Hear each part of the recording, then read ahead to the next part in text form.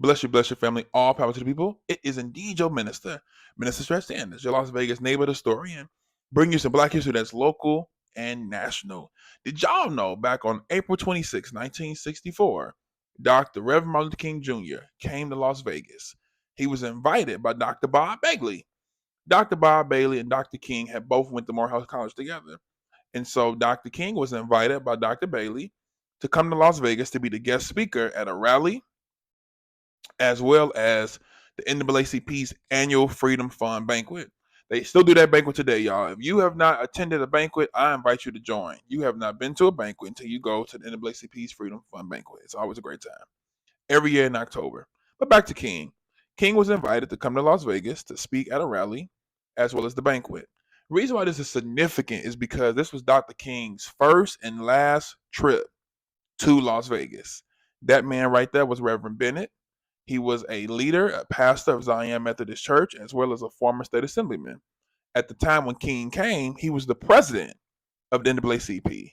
And I want to believe that Dr. King is probably the most famous speaker that that banquet has ever had. And that's historic.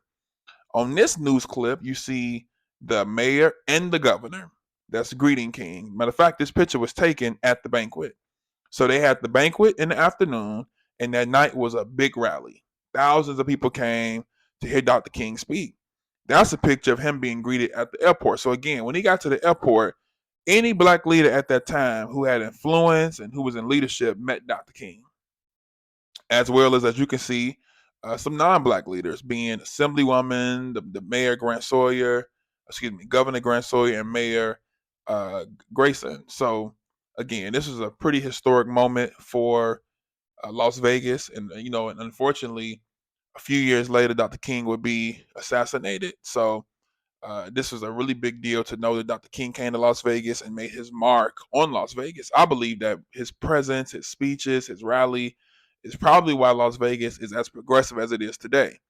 This is a clip from The Voice. Hopefully, y'all are familiar with the Las Vegas Voice, which was a newspaper back in the day. It was the first and only black newspaper within Las Vegas. So, again, this is another article that kept publicizing and promoting King's visit.